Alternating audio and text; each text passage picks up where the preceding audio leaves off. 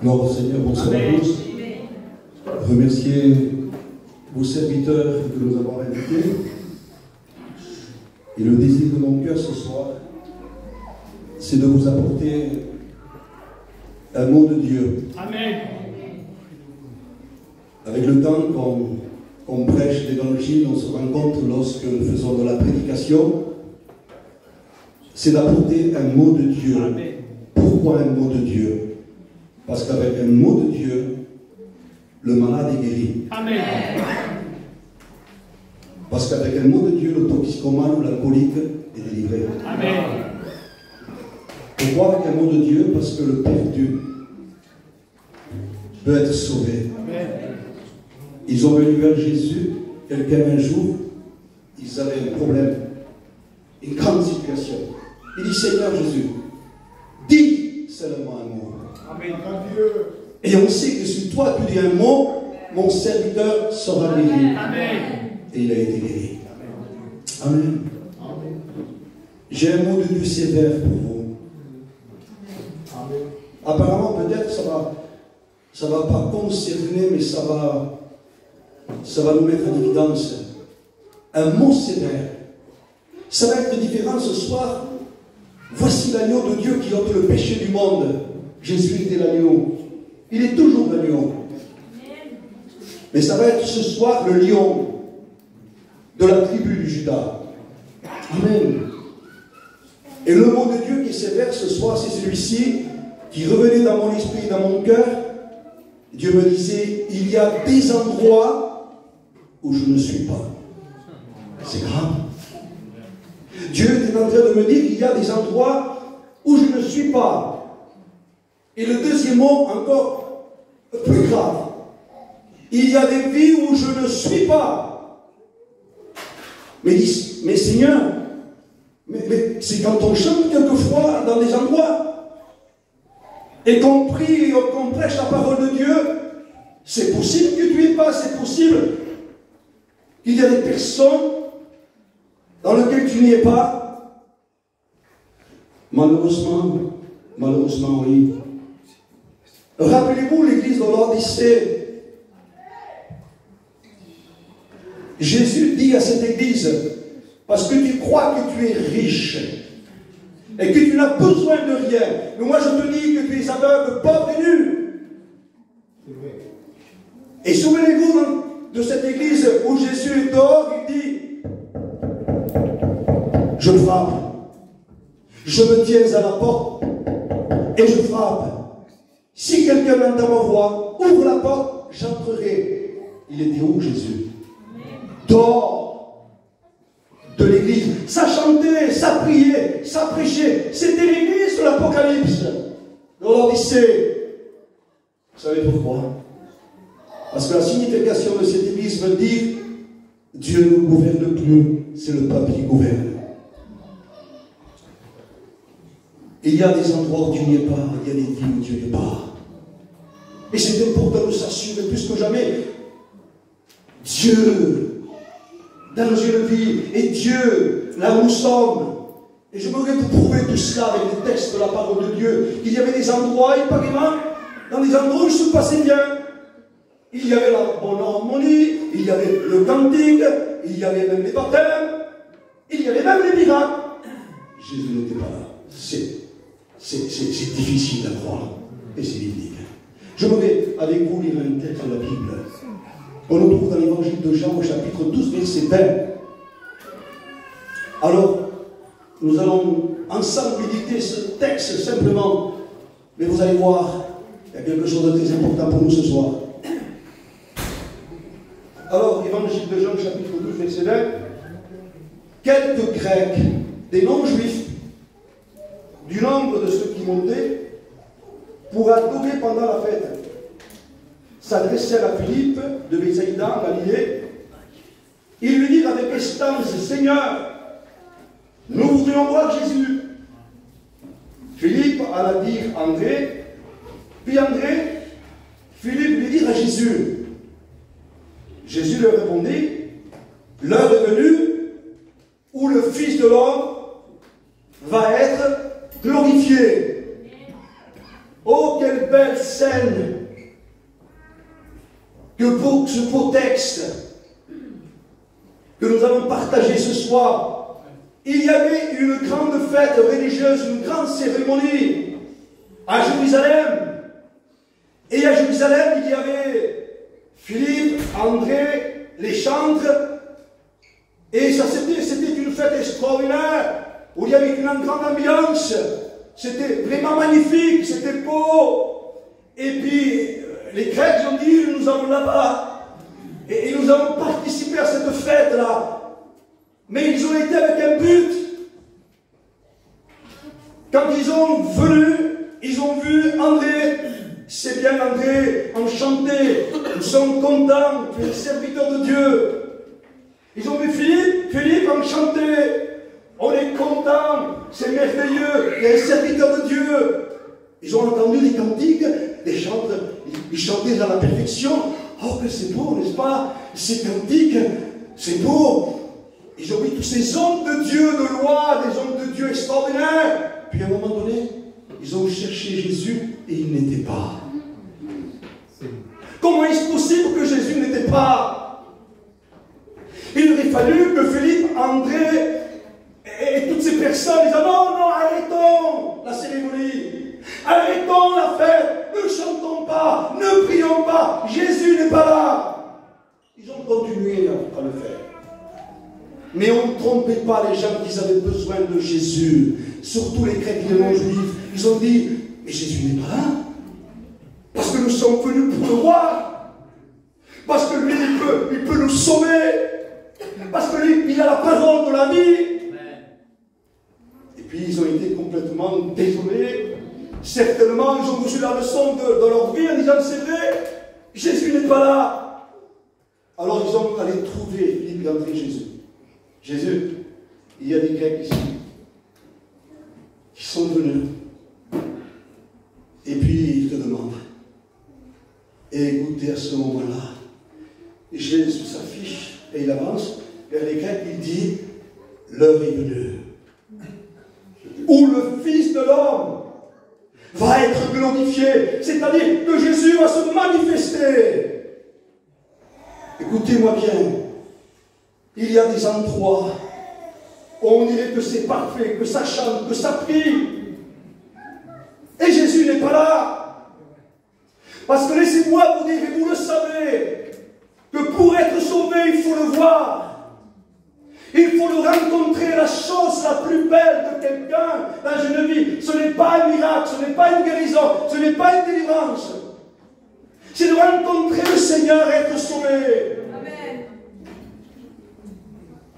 Et ils ont continué comme ça. Jésus n'était pas là, alors Jésus ne sauvait personne. J'aimerais vous donner encore un autre exemple qui est très important. Évangile de Jean au chapitre 5. C'est merveilleux. Il y avait un endroit merveilleux qu'on appelait la piscine de Bethesda. Oh, que c'était merveilleux, c'était glorieux. Vous savez pourquoi? Parce que Bethesda me dit maison de la miséricorde de Dieu. Quel endroit! Il n'y avait pas un endroit aussi beau que celui-ci, la miséricorde de Dieu. Il y a l'époque, vous savez, il y avait la synagogue, le temple, les malades n'avaient pas le droit de rentrer. Parce qu'un malade ne pouvait pas rentrer. Un boiteux ne pouvait pas rentrer. Alors, il y avait un endroit qu'on appelait la piscine de Bethesda. Maison de miséricorde. Il y a un grand nombre de personnes, de malades venaient, des boiteux, des estropiés, des paralytiques. Et il se passait quelque chose de formidable. Vous savez pourquoi il se passait quelque chose de formidable? Mais parce que un ange de Dieu descendait de temps en temps, agitait l'eau, et le premier qui descendait, quelle que soit sa maladie, même si les médecins, les plus grands prophètes disaient, vous êtes condamnés, vous allez mourir, mais quand il descendait à ce moment-là, ils étaient guéris. N'est-ce pas un endroit merveilleux? Qu'on voudrait tout le temps aller? Mais Jésus n'était pas là. Et qu'est-ce qui s'est passé quand Jésus n'était pas là? Eh bien, les malades étaient guéris, oui, le miracle était là.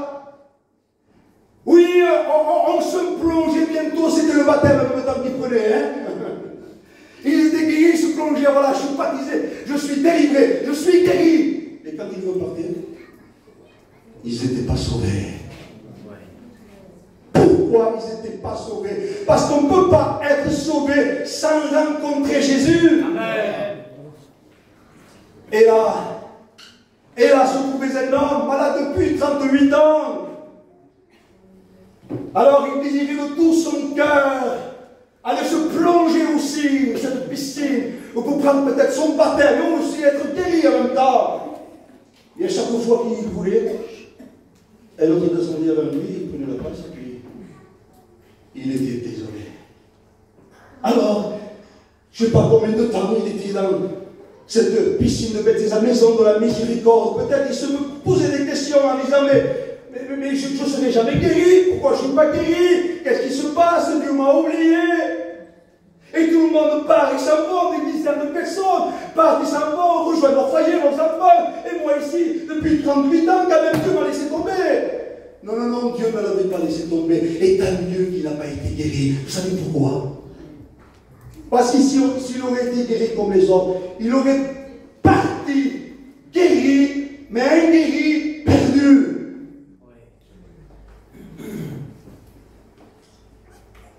Ce n'est pas le baptême qui est important. Écoutez-moi bien, ça va peut-être vous choquer, mais je vais tellement élever le Christ, parce que c'est lui le plus important. Ce n'est pas un miracle qui est important. Ce n'est pas une délivrance de possession qui est important, parce qu'on peut être possédé, libéré, et 3 ans après, en enfer. On peut être guéri, un miracle extraordinaire, et puis le temps après passe, et puis on meurt sans Dieu. J'ai rencontré 2 personnes qui avaient des cancers assez avancés. Ils avaient la foi pour être guéris. J'ai prié pour eux, ils ont été guéris. Et plus tard, ils ont parti sans Dieu. C'est dommage. C'est bien dommage. Nous passer à côté, nous ne passons pas à côté. Il faut Jésus dans nos cantiques. Il faut Jésus dans nos prières. Il faut Jésus dans notre vie. Il faut Jésus dans notre prédication. Il faut qu'il soit prioritaire.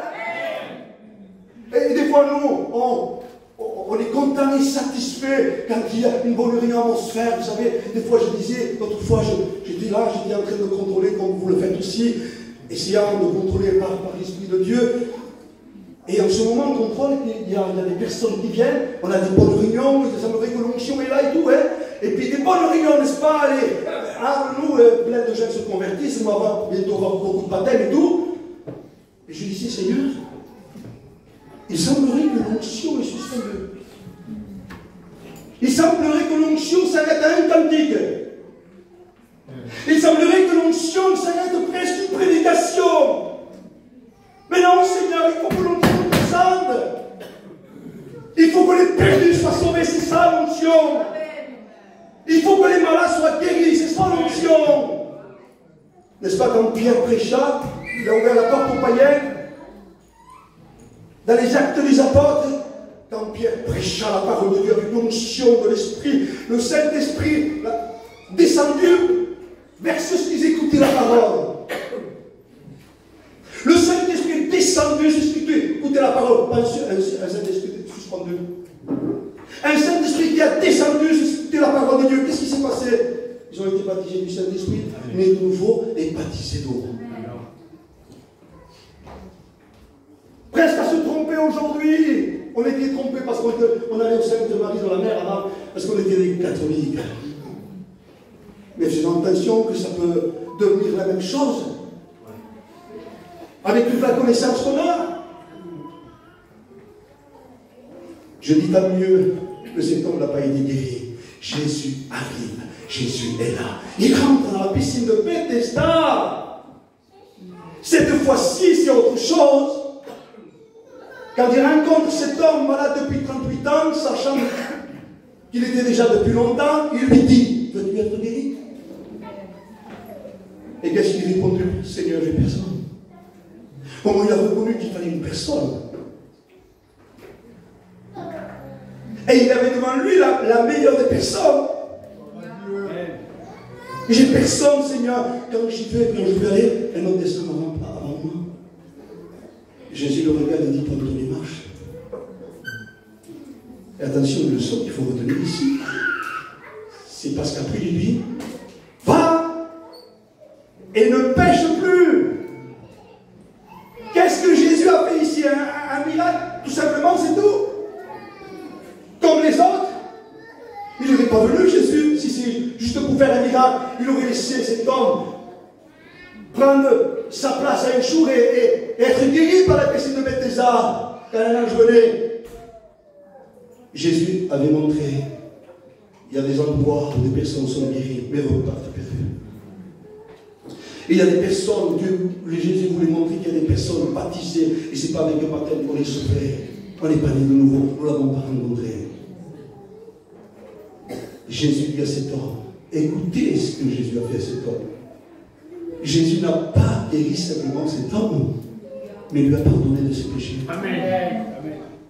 Il a pardonné de ses péchés. Va et ne pêche plus, ça veut dire que Jésus l'avait pardonné déjà. Ça y est, j'ai été pardonné.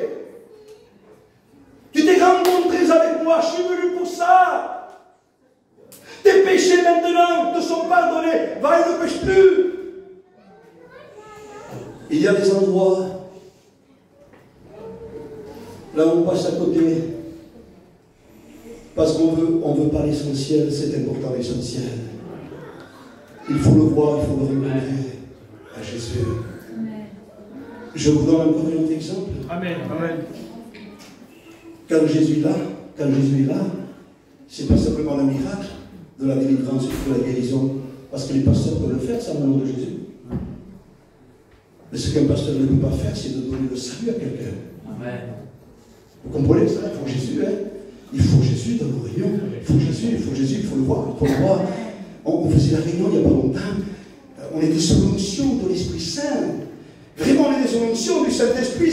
C'était particulier il y a à peu près une quinzaine de jours. Et puis j'étais assis, je sentais la présence du Seigneur. Et alors je ne sais pas comment expliquer ça, parce que je voudrais tellement rester vrai et humble. Je disais, écoutez, je ne sais pas si c'est par la foi ou par l'Esprit, j'ai vu Jésus. Je disais ça. Je ne sais pas si c'est par la foi ou par l'Esprit, j'ai vu Jésus. Je voyais Jésus. Et quand on intercédait après la réunion de la prédication, que Jésus allait vers les gens. Avec son majesté, il venait toucher les gens. Alléluia.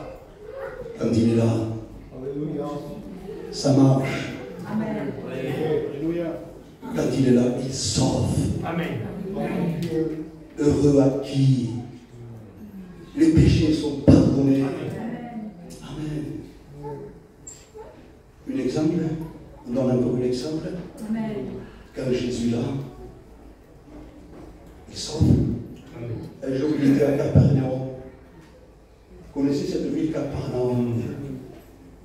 C'est la ville où souvent Jésus allait parce qu'il avait tellement de besoins. Il allait pour les pauvres. Il allait pour les pécheurs. Il allait pour les misérables. Il allait pour sauver Capernaum. Et il était dans une maison, peut-être la maison de Pierre. Aussi vite, la maison était remplie. Et là, il y avait un paralytique qui avait la foi pour être guéri. Et certainement, ils ont dit, écoutez les amis, amenez-moi. J'ai la chance que Jésus est dans cette maison. Amenez-moi. Je veux le voir. Je veux qu'il me guérisse. J'ai la foi. Ils ont été amenés. Qu'est-ce qui s'est passé? On découvre le toit. On fait descendre Jésus, le paralytique devant Jésus. Et qu'est-ce que Jésus dit à ce paralytique? Qu'est-ce que Jésus dit à ce paralytique? Il aurait pu lui dire, mon enfant, ta foi t'a guéri. C'était juste ça, non? Il venait pour la guérison. C'est comme peut-être, aujourd'hui, certains disent, Seigneur, je viens pour la guérison. Et si tu as la foi, le Seigneur, normalement, il faudrait qu'il réponde aux besoins de la guérison. Ma fille, t'inquiète pas, je suis Jésus, je te guéris. C'est logique. Seigneur, je viens parce que mon fils est toxicomane. Je viens parce que j'ai des problèmes avec mon mari alcoolique. Et Jésus pourrait répondre. Mais ne répondra jamais ni à ton mari en premier, ni à ton fils qui est toxicomane alcoolique, il répondra à ton besoin. Nicodème, c'est que de spontané. Il va trouver Jésus de lui, et lui dira, oui, nous reconnaissons que des docteurs venus de la part de Dieu, parce que les miracles que tu fais, personne ne peut le faire. Il aurait pu s'attendre à des éloges. Un homme comme Nicodème, parfait en tout, il reconnaît que Jésus c'était un docteur venu de la part de Dieu. Et Jésus dit, non Nicodème, je veux te dire ce que tu as besoin. Moi je te connais. Tu m'as rencontré Nicodème. Tu as voulu me rencontrer, alors il peut se passer quelque chose de glorieux pour toi. Nicodème, si un homme n'est pas d'eau et d'esprit, s'il n'est pas né de nouveau, il ne peut ni rentrer, ni voir le royaume des cieux.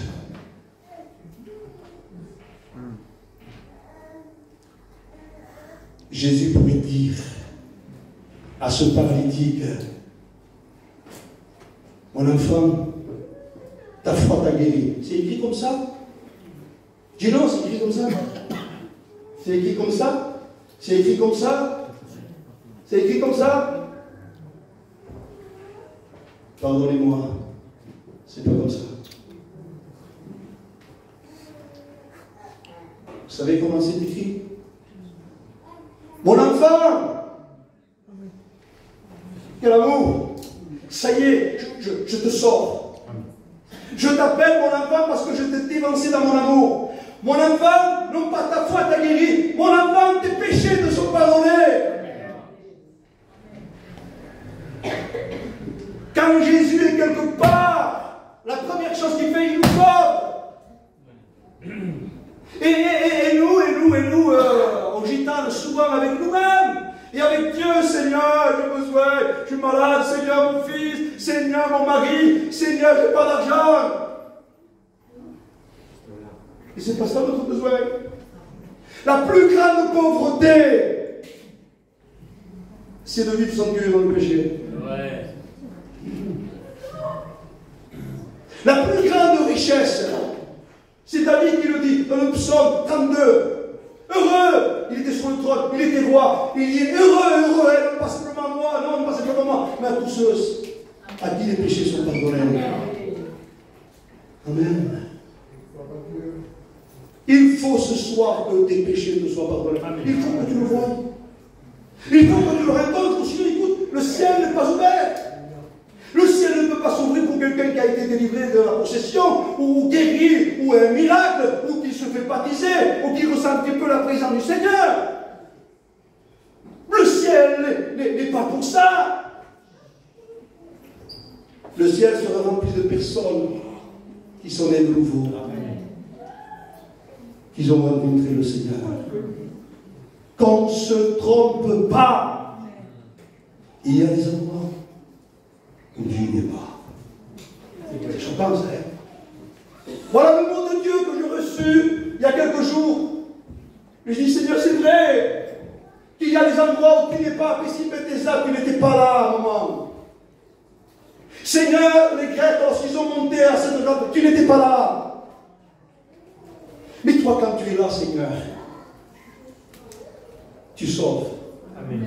Tu pardonnes. Amen. Tu délivres. Amen. Et tu guéris. C'est important de le connaître.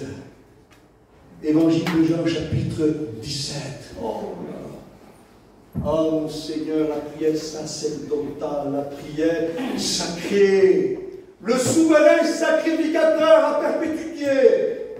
Disait dans cette prière,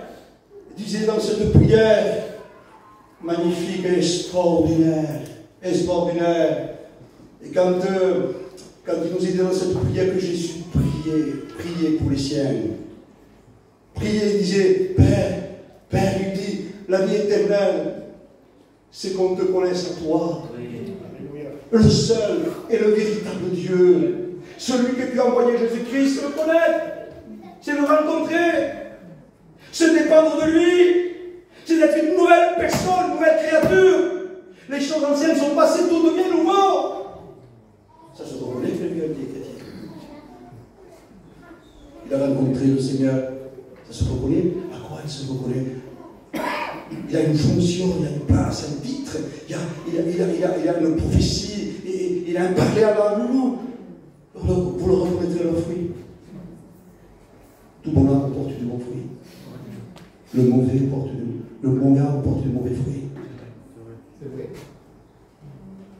Un chrétien se reconnaît. Écoutez, pour finir, il y avait un homme de Dieu, c'était Paul Charles, qui nous avait dit ça un jour. Il y a quelqu'un, il y avait un homme de Dieu. Il disait à Jeanne, nous allons évangéliser. Allez, on va faire tout le tour du bourg, nous allons évangéliser. D'accord, on va évangéliser.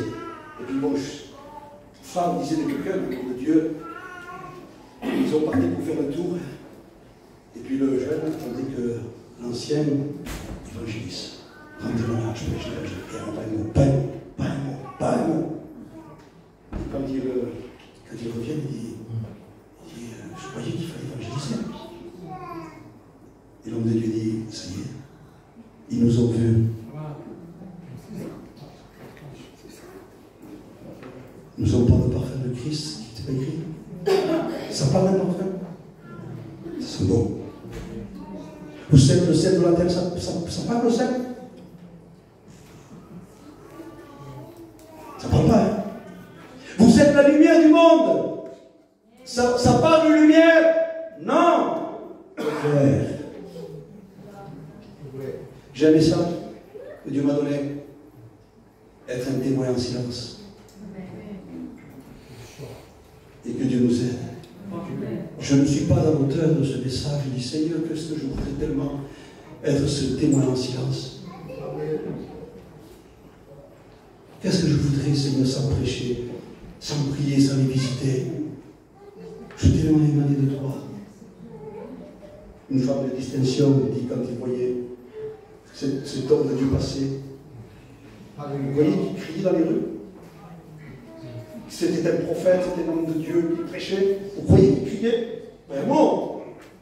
Et la femme de distinction dit à son mari, tu vois cet homme-là qui passe là, c'est un saint homme de Dieu. Alléluia. Quelle est notre fierté, les chrétiens? Quelle est notre fierté? Voir une fille qui passe. Elle est un prédicateur éloquent. Franchement, il faut se dire les vérités. Vous me posez la question à moi. Quelle est ta fierté de ressembler qui pour l'achat? Pas du tout. À qui? Un homme?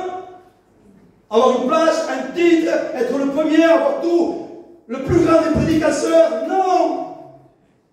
Le plus important pour moi, et je suis loué, c'est de ressembler à Jésus. Amen. C'est pas beau de ressembler à Jésus? Amen. Franchement, c'est pas beau de ressembler à Jésus? On a une fierté digitale, nous. Parce que moi, une fierté d'une mode, c'est le fromage. Oui, on est fromage. On a une fierté digitale. Et tant mieux, on a respect de cette fierté digitale. Mais nous devons avoir une fierté de chrétien. C'est pas possible qu'un chrétien fait n'importe quoi, qu'il dit n'importe quoi. C'est pas possible ça. Un chrétien, c'est une agneau, c'est tout. Ça manifeste l'amour. Et des fois, vous savez, avec le temps, je me dis, Seigneur, quelquefois je suis écrit, je me dis, Seigneur, c'est comment pour lui faire ça? Mais c'est pas possible, des fois. Et des fois, j'essaie de dire, mais non, c'est pas normal comme ça, hein. C'est pas normal, hein. Et des fois, je dis, Seigneur, ça méchanceté.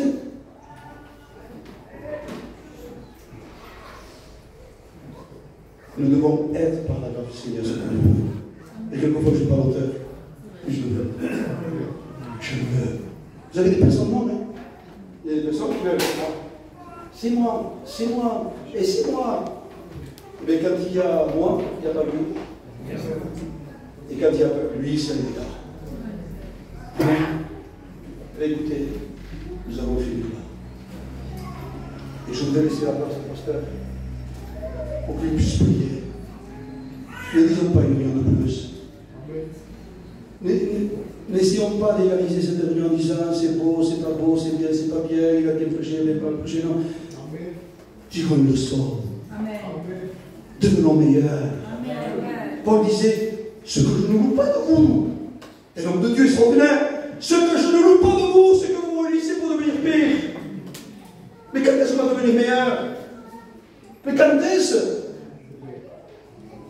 Mais c'est le moment. Amen. Si ça n'a pas été, c'est le moment. Parce que bientôt l'heure sonne. Bientôt nous allons entendre le son de la trompette. Les morts en Christ vont ressusciter certains, ceux qui ont été prêts et qui sortent dans un lieu de repos.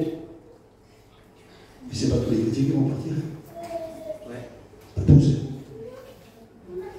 Ce sont les chrétiens véritables. Par rapport à Matthieu 27, celle qui n'était pas prête. J'étais avec Dieu. On pas rentré. Ils étaient ensemble, ils étaient purs.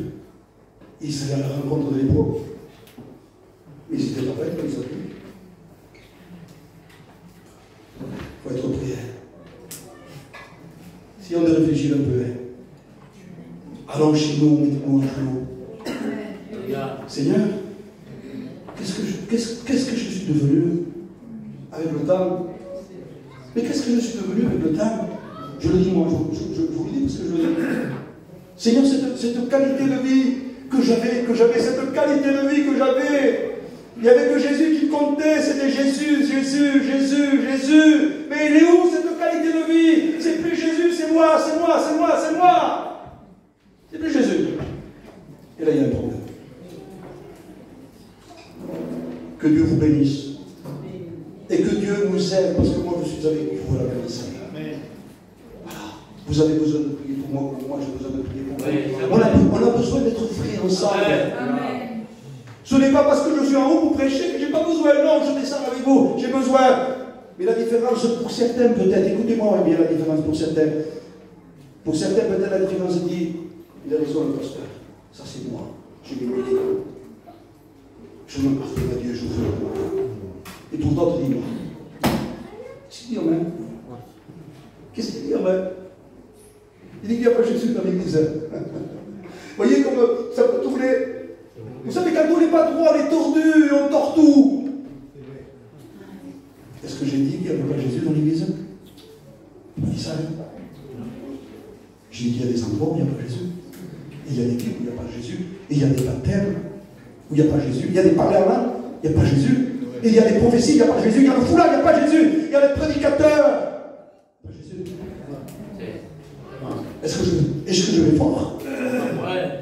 Ou est-ce que c'est vrai? Il ne faudrait pas se mettre en question. Vous savez ce qu'il dit l'orgueilleux? Qu'est-ce qu'il a fait? Qu'est-ce qui se prend? Pour qui se prend le main? Pour qui se prend? Voilà ce qu'il dit l'orgueilleux. Et le humble qui vit ça, il se régale. Il se régale en écoutant, il se régale. Il dit Seigneur, ça c'est moi, et moi je veux, Seigneur, devenir meilleur. Amen. Et c'est dans votre choix que Dieu vous bénisse. Amen.